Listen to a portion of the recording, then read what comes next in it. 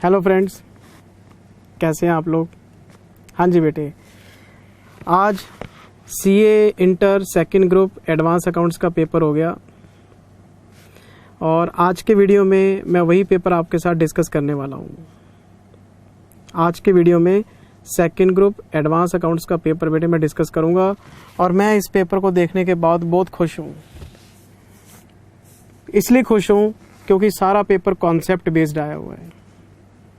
जिस बच्चे ने क्लासेस को पूरी लगन के साथ देखा होगा वो पेपर अच्छे से अटेम्प्ट करके आया होगा, और जिसने सर काम चलाओ काम किया है और नहीं चलेगी सर बात। और मेरे पास बार बार पूरे बैच में एक ही चीज़ के ऊपर मैसेज आते रहे कि जिंदल सर, हमारे दोस्त कह रहे हैं जो शेयर बेस्ड पेमेंट है उसमें जो सर ने कराया है वो ज़्यादा करा रखा है, स्टडी मैट में तो है नहीं। तो आप देख लो, ग्रेडेड वेस्टिंग का क्वेश्चन आज पूछा गया है पेपर में। ग्रेडेड वेस्टिंग का क्वेश्चन पूछा गया आज। एक क्वेश्चन पार्टनरशिप में से आया है, एक क्वेश्चन आपका अमेलगामेशन में से आया है, होल्डिंग कंपनी में से 20 नंबर का क्वेश्चन आया है, अमेलगामेशन 10 नंबर का, पार्टनरशिप 15 नंबर का, होल्डिंग 20 नंबर का।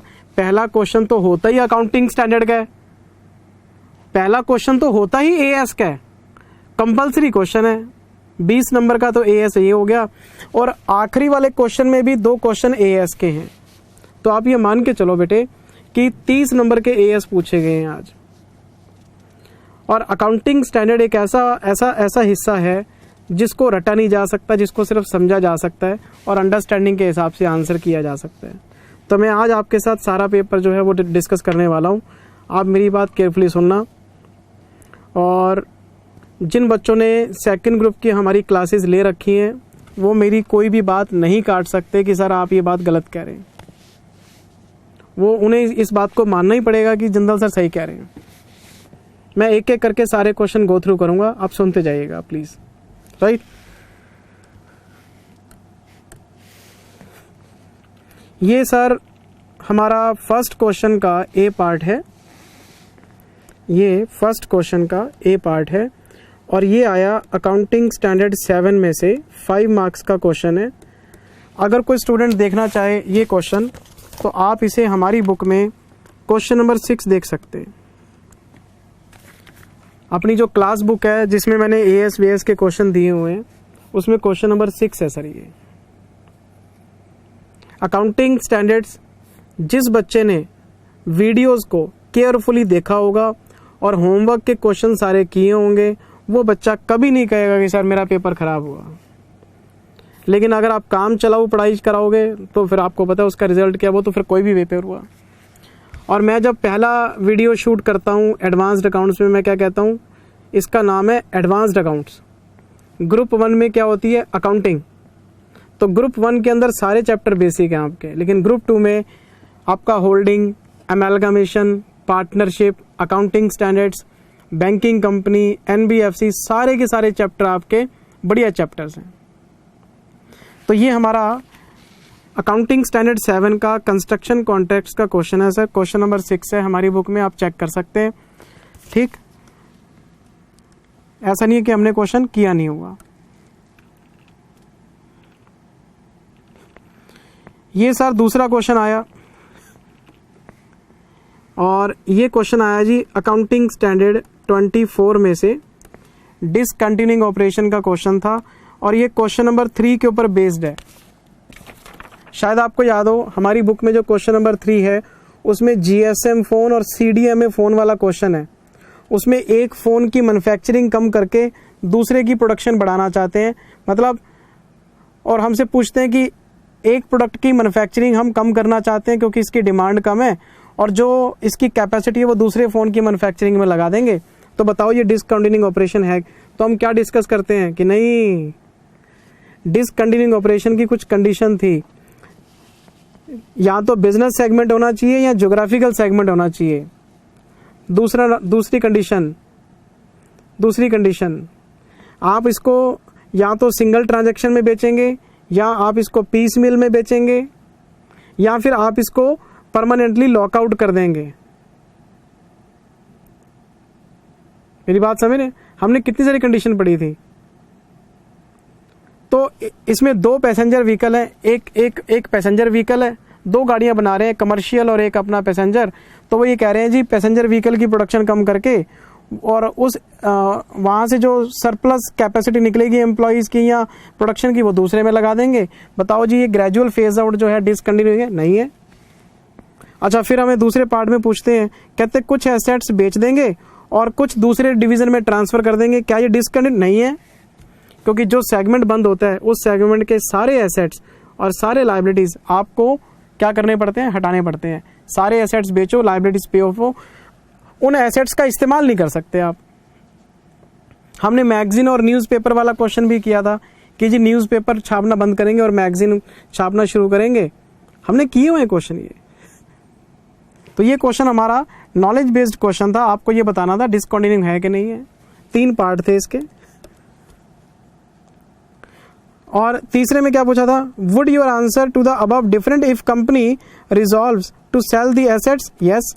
अब हमारा आंसर चेंज हो जाएगा। अगर हम सारे एसेट्स को बेच देंगे तो ये डिसकंटिन्यू की कैटेगरी में आ जाएगा। क्यों? पैसेंजर व्हीकल एक अलग बिजनेस सेगमेंट है, आप सारे एसेट्स को बेचना चाहते हैं, बिल्कुल ठीक बात है। तो इन दोनों पार्ट्स के अंदर नहीं है, इसमें है। अब जिस बच्चे ने अकाउंटिंग स्टैंडर्ड की क्लास को सीरियसली देखा हुआ है और जिंदल सर बहुत ज़्यादा पढ़ा देते हैं, भाई इतनी ज़रूरत नहीं है, एम ही पढ़ाए जा रहे हैं, 180, 90, 200 घंटे का कंटेंट दे रहे हैं। मेरे पास पिछले बैच में पता नहीं, मुझे नहीं पता कहाँ हवा चली, कहाँ क्या डिस्कशन हुआ। पिछले बैच में बच्चों ने मुझे इतना परेशान किया, सर सर सर ये जो पढ़ा रहे हो ये इतना पढ़ना है क्या? तो भाई आज तक किसी बैच में किसी बच्चे ने नहीं पूछा मुझसे। पिछले बैच में पता नहीं क्या हुआ, बच्चों ने, मैं आप ये मान के चलो 40% बच्चों ने मेरे से पूछा होगा। अगर मैंने पिछले बैच में 3,500-4,000 बच्चे सेकंड ग्रुप में इंटर में पढ़ाए होंगे, 4,000 के आसपास, तो आप ये मान के चलो कि 40% बच्चों का मैसेज आया व्हाट्सएप के ऊपर कि सर ये करना है क्या। कोई बच्चा मुझसे पूछता है, Jindal sir share based payment में आपने ये ESPP करा रखा है, स्टॉक एप्रिसिएशन राइट करा रखा है, ये कैश अल्टरनेटिव करा रखे हैं, ये ग्रेडेड वेस्टिंग करा रखा है, क्यों करा रहे हो? स्टडी मैट में तो है नहीं, थ्योरी में है ना। देखो 5 नंबर का क्वेश्चन ग्रेडेड वेस्टिंग के ऊपर आ गया। मैं जवाब देता था, थक गया यार। मैं जो बैच रिकॉर्ड कर रहा हूँ नया वाला मैंने इसमें भी कराए हैं। बस इस बार फर्क क्या होगा, मैंने स्टडी मैट लगा दिया। भाई देखो ये थ्योरी है, क्वेश्चन नहीं है, थ्योरी है, मैं करा रहा हूँ। AS24 का 5 नंबर का क्वेश्चन बताओ। EPS नहीं पूछा नालायकों ने। AS20 नहीं पूछा, AS19 लीज का नहीं पूछा, जो जबरदस्ती है साहब के। AS26 इंटेंजिबल का नहीं पूछा।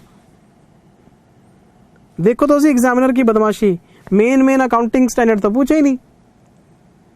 अर्निंग पर शेयर का क्वेश्चन आना ही होता है, लीज का आना ही होता है, नहीं पूछा अगले ने। कहता है मैं कंस्ट्रक्शन कॉन्ट्रैक्ट का पूछ रहा हूँ, AS24 का पूछ लिया। बताओ, मतलब एक AS में तो लगती है 5 क्लास, एक AS में लगती है 1.5-2 क्लास। तो बढ़िया वाला पूछा नहीं जिसमें बच्चे इतनी मेहनत करके जाते हैं, आसान वाला पूछ लिया। ये सर इसका C पार्ट है, ये अकाउंटिंग स्टैंडर्ड 4 में से आया, एडजस्टिंग नॉन एडजस्टिंग में से, ठीक। और शायद आपको याद हो AS4 का मैंने एक सेकंड वीडियो दिया था आपको, 2 वीडियो हैं AS4 पे। पहले वाले में कॉन्सेप्ट है, दूसरे वाले में क्वेश्चन है। इसके आखिरी के जो 15 मिनट्स हैं, सेकंड वीडियो के जो लास्ट के 15 मिनट हैं, इसमें मैंने स्टडी मैट के एग्जाम्पल चेक कराए थे आपको। तो ये स्टडी मैट के एग्जाम्पल हैं सारे के सारे। ये स्टडी मैट में जो पूछ लिया इन्होंने, ये स्टडी मैट का क्वेश्चन है। आपके पास पेन ड्राइव है, गूगल ड्राइव है, आपके पास सब कुछ है। आप अपना वो फोल्डर खोलो, उसमें AS4 का सेकंड वीडियो देखो और आखिरी के 15 मिनट में मैं आपको स्टडी मैट से, मैंने स्क्रीन पे भी स्टडी मैट ही लगाया है। मैंने वो छोटे छोटे से एग्जाम्पल बुक में भी नहीं डाले, मैंने स्टडी मैट से सीधा करा दिए थे आपको। ये सारे वही हैं। एडजस्टिंग नॉन एडजस्टिंग वो कॉन्टिजेंसीज बतानी थी आपको इसके अंदर। मेरी बात समझ रहे हो आप? तो ये स्टडी मैट से अटेम्प्ट किया हुआ क्वेश्चन है। अच्छा जी, फिर इसका आ गया हमारा चौथा पार्ट, ये हमारा डी पार्ट है, ये इसका फर्स्ट पार्ट है। ये आया अकाउंटिंग स्टैंडर्ड 18 में से, रिलेटेड पार्टी में से। और हमने क्लास में एग्जाम्पल बना बना के चेक किया था कि रिलेटेड पार्टी है नहीं है। इसमें क्या हुआ, कंपनी ने मिस्टर हैप्पी को डे टू डे बेसिस पे मैनेजमेंट करने का राइट दे दिया, लेकिन कंपनी ने जितने भी फिनेंशियल और ऑपरेटिंग पॉलिसीज हैं वो सिर्फ अपने पास रखी हैं। इसका मतलब प्लानिंग, डायरेक्टिंग, कंट्रोलिंग, तीनों पावर मिस्टर हैप्पी के पास नहीं है। जब ऑपरेटिंग और फाइनेंशियल डिसीजन कंपनी ही लेगी, हैप्पी को तो एज अ मैनेजर रख लिया इन्होंने, पावर तो है ही नहीं। और हमने केएमपी की क्या डेफिनेशन पढ़ी थी, केएमपी डेजिग्नेशन ही इंपॉर्टेंट नहीं है, पावर्स ही इंपॉर्टेंट है, और पावर तो कंपनी के पास है, पावर उसने मिस्टर हैप्पी को दी नहीं। तो जब मिस्टर हैप्पी के पास पावर ही नहीं है तो वो रिलेटेड पार्टी कैसे हो गया, वो केएमपी नहीं है। पैराग्राफ 3 में कवर ही नहीं होता ये। तो आपको ये बताना था कि क्या मिस्टर हैप्पी, और ऊपर से कह रहे हैं इसके पास वोटिंग पावर भी नहीं है, ना ये शेयर होल्डर है ना ये केएमपी है, बताओ रिलेटेड पार्टी कैसे होगा, है ही नहीं। फिर हम इसके सेकंड पार्ट में आए, 2.5 नंबर का क्वेश्चन तो ये था। अच्छा जी, फिर कहते हैं जी, स्क्रीन क्लियर नहीं है लेकिन मैं आपको बता देता हूं, कोई की मैनेजमेंट पर्सनल है, इसको रेम्यूनरेशन मिला है 3.5 लाख रुपए का। तो की मैनेजमेंट को जो हम रेम्यूनरेशन देते हैं वो रिलेटेड पार्टी ट्रांजैक्शन माना ही जाता है, वो तो हमने पढ़ा हुआ है कि केएमपी को जो हम सैलरी देते हैं वो रिलेटेड पार्टी ट्रांजैक्शन है। पॉइंट क्या है, इनको सर्विस के लिए रेम्यूनरेशन मिला है और सर्विस पीरियड है 1/4 से लेके 30 जून तक। क्यों, क्योंकि 1 जुलाई को ये कंपनी छोड़ गया। तो शायद आपको याद हो हमने क्लास में ये बात स्पेशली डिस्कस करी थी कि related party relationship balance sheet date को चेक नहीं करना ना, साल में अगर एक दिन भी अगर आपका वो रिलेशन में था आपको रिपोर्ट में लिखना पड़ेगा। ये तो 3 महीने तक आपके रिलेशन में था, अप्रैल मई जून, तो 3 महीने के लिए ये हमारा रिलेटेड पार्टी था, 3 महीने के लिए आपने रेम्यूनरेशन दिया, दिखाओ रिपोर्ट में। हाँ, जुलाई में आपका रिलेशनशिप खत्म हो गया, जुलाई के बाद के ट्रांजैक्शंस, जुलाई के बाद का जो रिलेशनशिप है वो आपके लिए मैटर नहीं करता, लेकिन 3 महीने का रिलेशनशिप आपके साथ था, तो 3 महीने के दौरान किए गए ट्रांजैक्शन रिपोर्ट में आएंगे।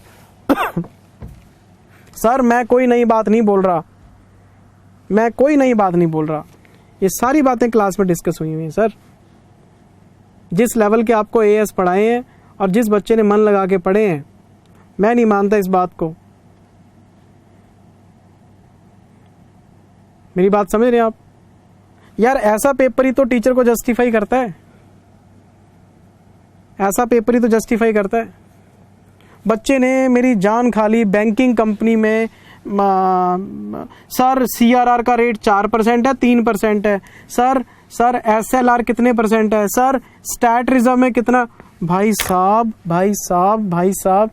कितनी बार बोला आपको, मैंने टेलीग्राम पे डाल दिया कि जी सीआरआर इस बार 3% है और आपका जो एसएलआर है वो 18% है।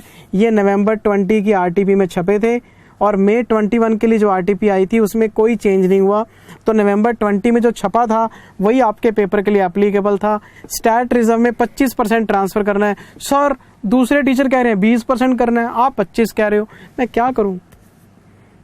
आप मेरे से पढ़ते हो किसी और से पढ़ते हो यार? ये तो यूट्यूब क्लेश का घर है, बच्चा यूट्यूब देखना बंद नहीं करता और टीचर पे विश्वास नहीं करता। किसी ने कुछ कह दिया, सुन लिया, बस पूछना शुरू कर दिया। पता नहीं यार कंफ्यूजन कहां से आता है, मेरे को नहीं पता इस बात का। 3, 18 और 25, 3% आपका। मैंने फिर बच्चे को टेलीग्राम पे, आपने देखा होगा, आपने जिन बच्चों ने पेपर दिए होंगे, नवंबर 20 की आरटीपी का मेरे को स्क्रीनशॉट डालना पड़ा, फिर वॉइस क्लिप डालनी पड़ी कि भैया 3, 18 और 25% स्टैट रिजर्व में। सर स्टैट रिजर्व में 20% है, अरे भैया नहीं 25% है यार, मान लो ना बात। इस बार का पेपर मैं आपको अभी दिखाता हूं, बैंकिंग कंपनी का 25% आया हो।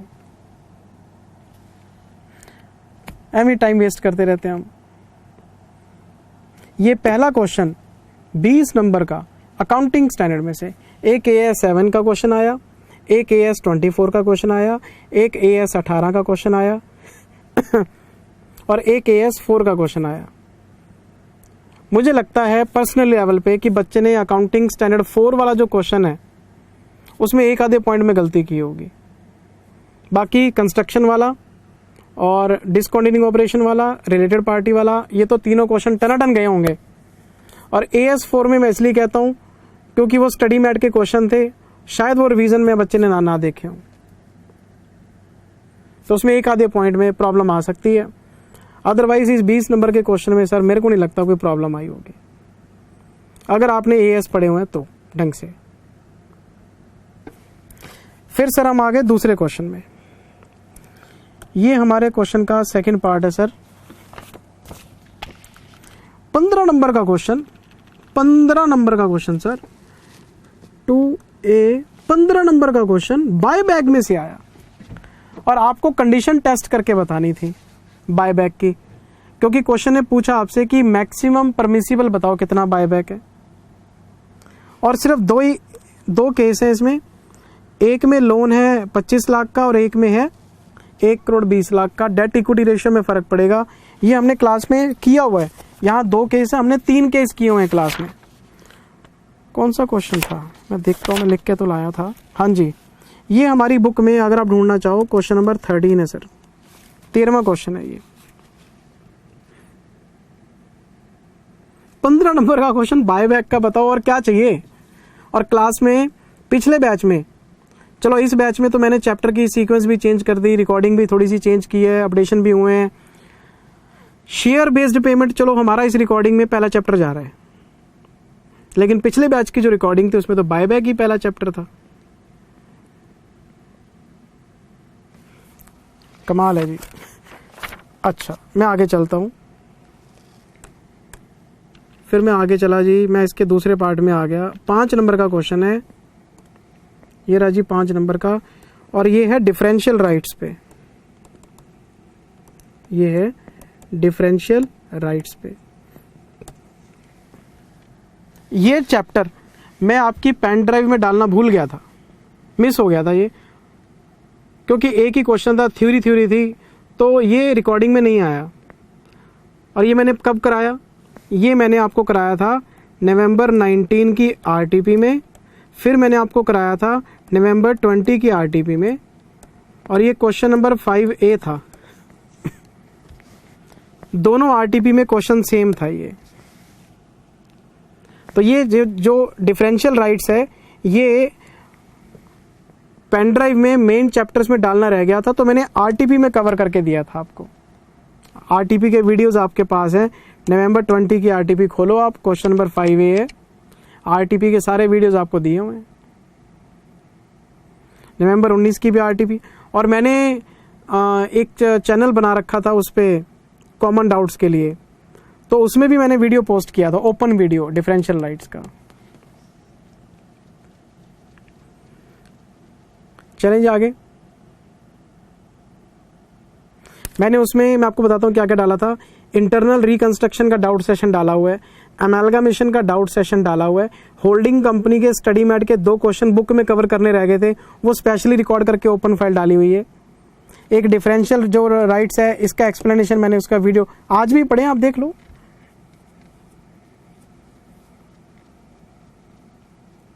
पांच नंबर का क्वेश्चन यार, कुछ करना ही नहीं होता इसमें। इसमें करना क्या था, इसमें कैपिटल देखो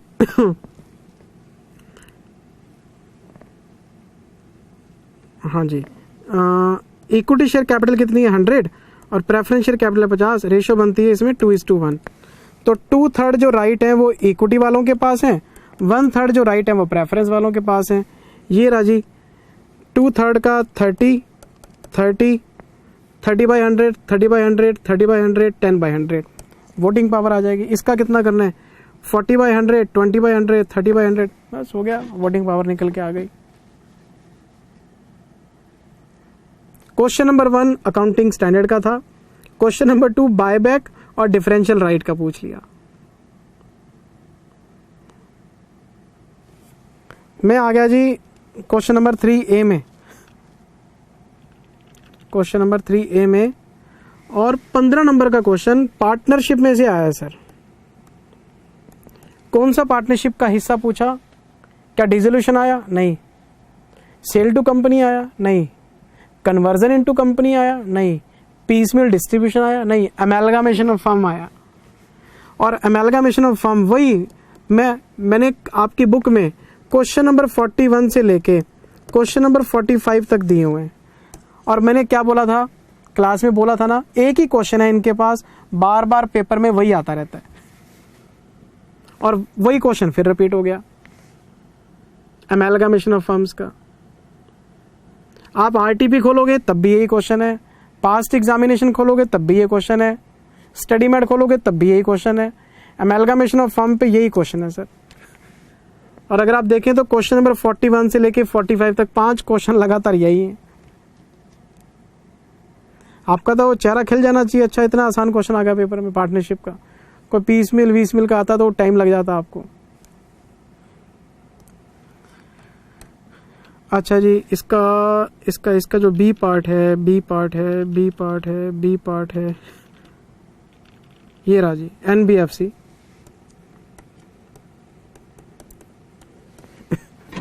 एनबीएफसी 5 नंबर का क्वेश्चन।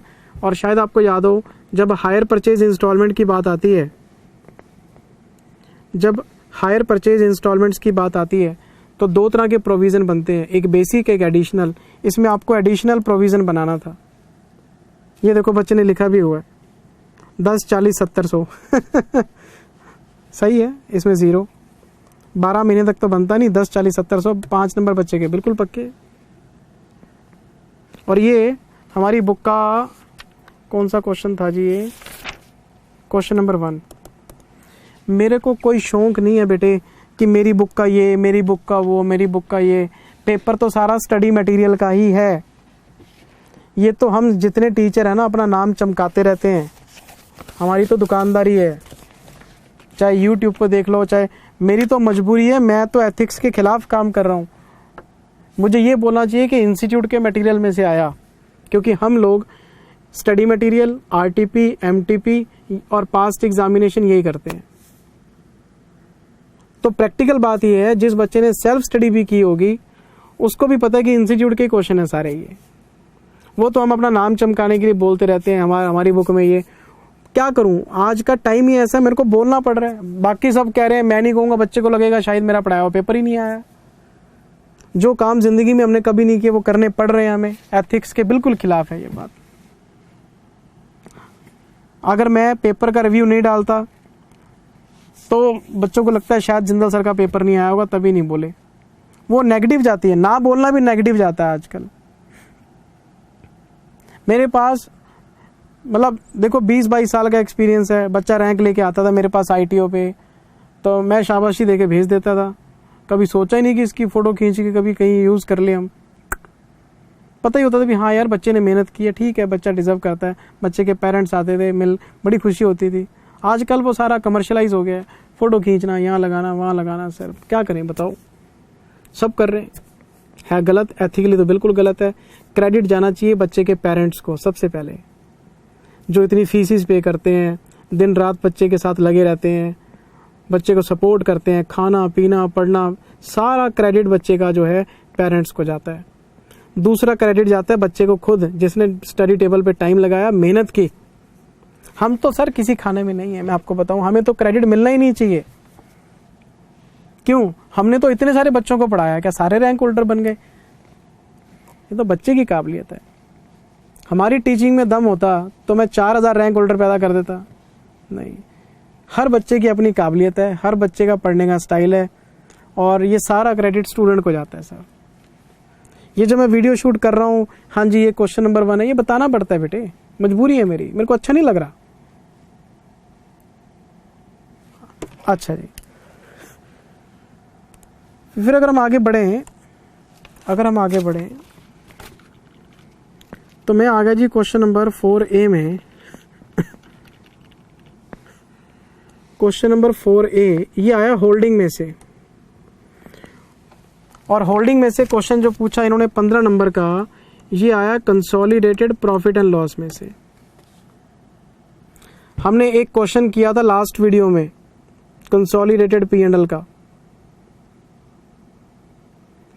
सारे इनकम्स को क्लब कर लो, एक्सपेंसेस को क्लब कर लो, फिर लास्ट में स्टॉक रिजर्व काटना है जी, इंटर कंपनी जो ट्रांजैक्शन हुए हैं सेल परचेज वाले वो एलिमिनेट करने हैं जी।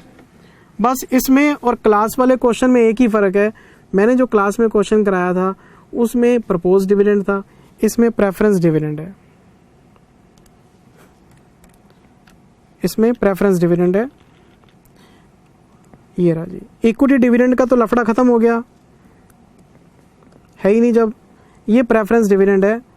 और अगर आप देखें तो प्रेफरेंस शेयर कैपिटल है 400, इसका रेट बनता है 7%, ये बनती है 28। इन्होंने आधे साल का दिया है, एक तरह से इंटरिम दिया है, इन्होंने इंटरिम डिविडेंड दिया है, तो 14 पे किया है, 7 इनके पास आ गया, ये कैंसिल हो जाएगा। उन्होंने डिविडेंड पे किया, इनको आधा क्यों? क्योंकि आधी कैपिटल इनके पास है। ये देखो आप, आधी कैपिटल इनके पास है। और आपको करना क्या था, बाकी का आधा डिविडेंड सब्सिडरी कंपनी के प्रॉफिट में से काटना था, क्योंकि इक्विटी वालों को प्रॉफिट देने से पहले प्रेफरेंस वालों का डिविडेंड आपको साइड में करना पड़ता है। तो आधा तो इन्होंने दे दिया, आधा आपको खुद अपनी तरफ से अलग करना था और बाकी प्रॉफिट बांट लेना था अपना। एक प्रेफरेंस डिविडेंड का पॉइंट डाल दिया इन्होंने। लेकिन अगर ये 15 नंबर का क्वेश्चन है, मान लेते हैं बच्चे ने डिविडेंड के एडजस्टमेंट में कोई गलती कर भी दी, तो भी बच्चे को 10-12 नंबर आराम से मिल जाएंगे, क्योंकि इस क्वेश्चन में कुछ है ही नहीं। ये एक स्टॉक रिजर्व वाला पॉइंट है, ये सेम है, डेप्रिसिएशन लगाना है, खर्चे वर्चे क्लब करने हैं। एक डिविडेंड के पॉइंट में दिक्कत हो सकती है हल्की सी, अगर बच्चे ने लापरवाही की होगी तो। लेकिन फिर भी 15 में से 10-12 नंबर उसको आराम से मिल जाएंगे। बड़े क्वेश्चंस की यही खास बात होती है सर। लेकिन फिर इसका जो बी पार्ट है, अगर हम देखें, ये इसका बी पार्ट है 5 नंबर का, ये भी होल्डिंग में से आया। आपको COC बनाना था, कॉस्ट ऑफ कंट्रोल, और आपको 3 अलग अलग तरीके से बताना था कि गुडविल है कि कैपिटल रिजर्व है। करना क्या था, 60% शेयर खरीदें और कितनी पेमेंट की है 112, कैपिटल बताओ कितनी है 100, ये रेवेन्यू रिजर्व है और ये P&L है 30 का। On the date of acquisition है, तो 100, 140, 140, 170, तो 170 का 60% कितना हुआ, 170 का 60% कितना हुआ, ये हो गया 102। कितनी पेमेंट किया आपने 112, 112, तो 10 की गुडविल आ गई। क्वेश्चन कह रहा है जी बताओ कितनी गुडविल है, 10 आ गई। फिर क्वेश्चन कहता है जी अगर कंपनी ने इन्वेस्टमेंट 104 की दिखा रखी हो, 104, 102, तो गुडविल 2 रह गई। अच्छा जी, अगर कंपनी ने 92 में खरीदा हो तो 92 और 102, तो 10 का कैपिटल रिजर्व आ गया। 5 नंबर का क्वेश्चन है सर।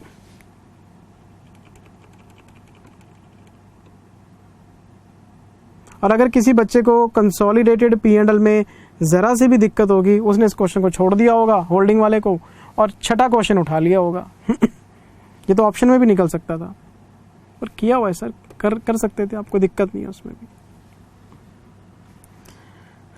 अच्छा जी सर, हम आगे सर क्वेश्चन नंबर 5A में, ये 5 का A पार्ट है, ये आया अमेलगामेशन में से। और मैंने क्लास में एक क्वेश्चन कराया था अपडेशन ऑफ अकाउंट्स का, जिसमें बैलेंस शीट 6 महीने पुरानी होती है और बिजनेस एक्विजिशन 6 महीने बाद होता है। और अगर आपको याद हो, मैं आपको बता देता हूँ, क्वेश्चन नंबर 20 और क्वेश्चन नंबर 21 मॉड्यूल 1 में इसी चीज़ के ऊपर थे। 20वां और 21वां दोनों अपडेशन ऑफ अकाउंट्स के ऊपर है, सेम क्वेश्चन है सर, अगर आपने देखा हो तो। कितने नंबर का, 10 नंबर का। अच्छा जी सर, ये अमेलगामेशन का क्वेश्चन आ गया, अपडेशन ऑफ अकाउंट्स का, और ये हमारा बैंकिंग कंपनी का क्वेश्चन आ गया। ये बैंकिंग कंपनी का P&L बनाना है आपने। ये 13 नंबर में जाएगा, ये 14 में जाएगा, ये 16 में जाएगा, 16 में जाएगा, ये तो कैपिटल है, ये 14 में जाएगा, ये 16 में, ये तो बैलेंस शीट में जाएगा। अच्छा, इंटरेस्ट ऑन कैश क्रेडिट ये 13 में आएगा, ये 14 में आएगा, डेप्रिसिएशन 16 में आएगा, ये भी 13 में आएगा, 14 में आएगा, 16 में है कोई मुश्किल काम? 13, 14, 15, 16, 13, 14, 15, 16 खेलते खेलते कर देना क्वेश्चन। और ये देखो मैं आपको बताऊं तो P&L बनाना था। ये देखो सर, सबसे पहली बात तो ये टैक्स है, ये प्रोविजंस में जाएगा, ये डायरेक्टर्स का डिविडेंड है, ये अप्रोप्रिएशन में जाएगा। 25% ट्रांसफ़र करना है स्टैट रिजर्व में, रिजर्व फंड मतलब स्टैट रिजर्व में। तो जितना भी PAT आएगा उसका 25% स्टैट रिजर्व में चला जाएगा। रिबेट दे रखी है आपको, एक ओपनिंग है और एक क्लोजिंग है। ओपनिंग वाली आपकी ऐड हो जाएगी, क्लोजिंग वाली माइनस हो जाएगी। अच्छा, और ये दे रखे हैं प्रोविज़न, लो जी इस पे 0.4 बनाएंगे, सब स्टैंडर्ड पे कितना 15 बनाएंगे। डाउटफुल है, कवर्ड बाय सिक्योरिटी है, 1 ईयर है, कितना 25% बनाएंगे। लॉस एसेट्स पे 100 बना देंगे, 25, 40, 100 यही बनते हैं ना डाउटफुल में। अच्छा, ये एक कस्टमर इंसॉल्वेंट हो गया जी और आधे पैसे मिल सकते हैं इनको लगता है, पर आपको पता है RBI कहता है पूरा प्रोविज़न बना लो सर। इंसॉल्वेंट का मतलब क्या है? बैड डेट्स जब मिलेंगे तब प्रोविज़न रिवर्स कर लेंगे, इसका 100% प्रोविज़न बनेगा। आपको आधे पैसे मिल जाएंगे, आपको ऐसा लगता है, जब मिलेंगे तब देखेंगे। आज ये बंदा इंसॉल्वेंट है, आपको पूरा प्रोविज़न बना लेना चाहिए। हो गया क्वेश्चन। ये P&L बनाना था आपने इसमें। अच्छा जी सर, फिर मैं आपको लेके आ रहा हूँ नेक्स्ट क्वेश्चन में। लो जी 6th क्वेश्चन आ गया। AS22 का क्वेश्चन आया। AS22 का क्लास का करवाया हुआ क्वेश्चन है सर। सबसे खुशी की बात तो मुझे यही लगती है। क्वेश्चन नंबर 8 है सर, क्लास बुक का 8वां क्वेश्चन है सर AS22 पे। अच्छा जी सर, मैं आगे चलता हूँ। ये लिक्विडेशन का क्वेश्चन है। लिक्विडेशन का बच्चे ने अगर मेरा कॉन्सेप्ट सीखा होगा क्लास में, उसको दिक्कत नहीं आई होगी। मैं हमेशा कहता हूँ क्लास में, डिफरेंट पेड अप वैल्यूज़ का कॉन्सेप्ट अलग है, डिफरेंट फेस वैल्यूज़ का कॉन्सेप्ट अलग है। डिफरेंट फेस वैल्यूज़ में हम क्या करते हैं, सारे शेयर को इक्वल करते हैं। इक्वल, ये 100 का है, ये भी 100 का है, लेकिन ये 10 का है, तो हम सारे शेयर को 100 का बना लेते हैं। जब सारे शेयर्स को हम 100 का बनाएंगे, तो ये रह जाएंगे 1,28,000 शेयर। तो होगा क्या, सबसे पहले 32,000 इंटू 80 पेड अप कैपिटल आ गई, 48,000 इंटू 35 ये भी पेड अप कैपिटल आ गई, 12,80,000 इंटू 10 नहीं 7 ये भी पेड अप कैपिटल आ गई। ये आ गई टोटल पेड अप कैपिटल आ गई। टोटल पेड अप माइनस करेंगे सरप्लस, कितना सरप्लस है 32 लाख का, माइनस कर देंगे सरप्लस, तो ये आ जाएगा लॉस। इस लॉस को डिवाइड करना आपने इक्वल नंबर ऑफ शेयर से। कराया हुआ क्लास में, वैल्यूलेस वाला क्वेश्चन था क्लास में, वैल्यूलेस कंपनी वाला, डिफरेंट फेस वैल्यू को बराबर कैसे करते हैं। तो 32,000 ये हैं, 48 ये हैं, कितने हो गए 32 और 48 बताओ कितने हो गए, ये हो गए 80। 80 और 1,28 कितने हो गए, 80 और 1,28 हो गए 2,08,000। तो 2,08,000 से डिवाइड कर दो, लॉस पर शेयर आ गया। ये लॉस पर शेयर कितने वाला है, 100 वाला है। ये लॉस पर शेयर 100 वाला है। अच्छा जी, 80 रुपये आए हैं तो पता लग जाएगा, इससे कंपेयर करके लेके जाएगा कि लेके आएगा। 35 रुपये से कंपेयर कर लो, लेके आएगा कि लेके जाएगा।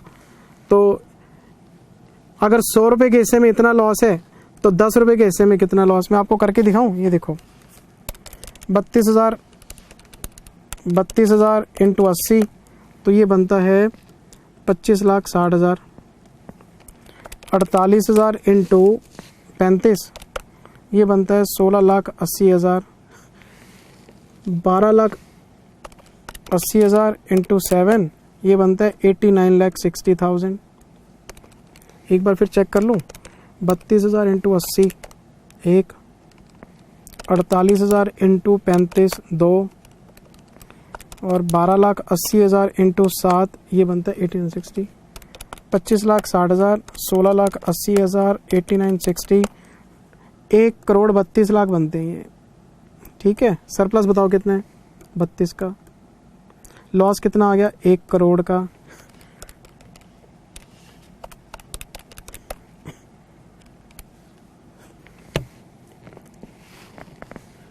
ठीक है जी, 1 2 3, हाँ अब शेयर्स को हमें 100 का बनाना है, तो 32 और 48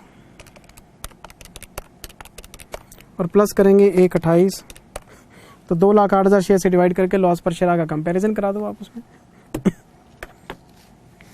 और क्या वर्किंग है? बस इतनी वर्किंग है।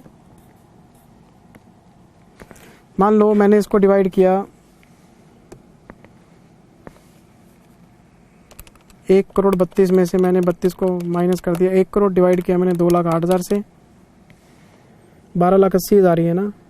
हाँ जी, तो ये आ गया 48.0769। ये जो लॉस है कितने रुपए के लिए? 100 रुपए के लिए। जिन्होंने 80 रुपए दिए हैं लॉस इतना बियर करेंगे, बाकी पैसा ले जाएंगे। जिन्होंने 35 रुपए दिए हैं, लाओ भाई पैसे लेके आओ, घर से पैसा लेके आओ, घर से पैसा लेके आओ, क्योंकि लॉस ज़्यादा है। अच्छा, ये 7 रुपये पेडअप से कंपेयर करना है, तो पहले हम इसको डिवाइड करेंगे 100 से कि 10 रुपये के हिस्से में कितना लॉस है, तो 4 रुपये 80 पैसे समथिंग आ जाएगा, है ना? तो 7 रुपये दिए हुए, ये भी पैसा लेके जाएंगे क्योंकि लॉस कम है और पेडअप ज़्यादा है। तो ये दोनों कैटेगरीज पैसा लेके जाएंगे, ये लेके आएगा पैसा। क्वेश्चन खत्म हो जाएगा।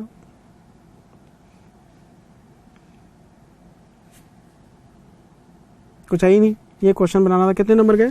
5 नंबर का क्वेश्चन सर।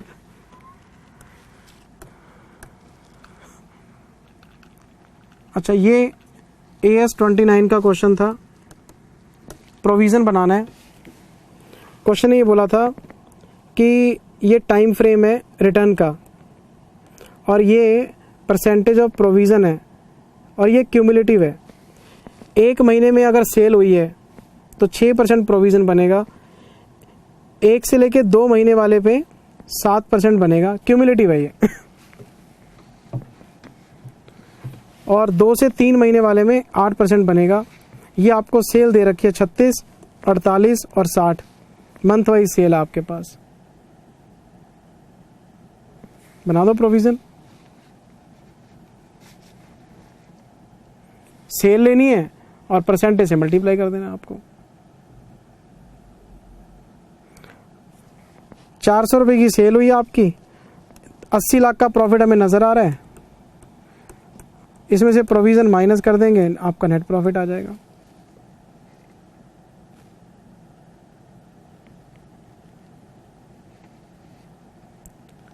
चलें आगे, चलें आगे। अच्छा जी, और क्या रह गया इसमें? लो जी, ग्रेडेड वेस्टिंग का क्वेश्चन है। ग्रेडेड वेस्टिंग का क्वेश्चन है, हमारी बुक का क्वेश्चन नंबर 5 है। मैंने कराया हुआ है क्लास में सर। हमने क्लास में क्वेश्चन हाई लेवल का किया था, इसमें तो छोटा सा क्वेश्चन आ गया। इसमें तो 7 रुपये का लॉस पर शेयर है, देखो आप, ये रहा, ये लो जी। ऑप्शन की वैल्यू दे रखी है 7 रुपये, ये लॉस पर शेयर है। फेयर वैल्यू पर ऑप्शन, इंट्रिंसिक वैल्यू पर ऑप्शन। इंट्रिंसिक वैल्यू आपको 7 रुपये की दे दी, 7 रुपये के हिसाब से लॉस निकाल दो आप। 25% पहले साल में, 25% दूसरे साल में, 50% तीसरे साल में, या 3 सालों में अलग अलग ऑप्शन आपको वेस्ट करने हैं। ग्रेडेड वेस्टिंग का क्वेश्चन है सर। अच्छा, फिर इसमें हमारे पास ये रहा जी, इंटरनल रिकंस्ट्रक्शन का क्वेश्चन है, और अपनी बुक का क्वेश्चन नंबर 3 है, 3rd क्वेश्चन है। टॉय लिमिटेड वाला क्वेश्चन है, टॉय लिमिटेड वाला क्वेश्चन है। जिन बच्चों का पेपर एवरेज हुआ, या जो अपनी कवरेज कम करके गए, एवरेज पेपर करके आए, प्लीज़ टेंशन ना लें, चारों के चारों पेपर दें। और ये नहीं पता कि आगे के 3 पेपर्स में आपको कौन सा पेपर एक्सीलेंट मिल जाए और आपकी एवरेज मेंटेन हो जाए, ग्रुप निकल जाए आपका। पेपर छोड़ना कोई सोल्यूशन नहीं होता, राइट। हिम्मत नहीं हारनी। मेरी तरफ से बेस्ट विशेष आपके रिमेनिंग पेपर्स के लिए। मन लगा के पढ़ो, जो हो गया सो हो गया। अगर किसी बच्चे से पेपर में कोई गलती हो गई या कोई क्वेश्चन अटेम्प्ट करना रह गया, जो हो गया सो हो गया, छोड़ो उसको। इसको यहीं छोड़ दो, आप इसको यहीं छोड़ दो। आगे की प्लानिंग बनाओ अपनी और पेपर दे के आओ। मेरी तरफ से बेस्ट विशेस है, आपका ग्रुप पक्का निकल जाएगा। मैं भगवान से दुआ करता हूँ सारे बच्चे पास हो जाएं, right. Thank you very much, take care, bye bye, God bless you, bye bye, bye bye.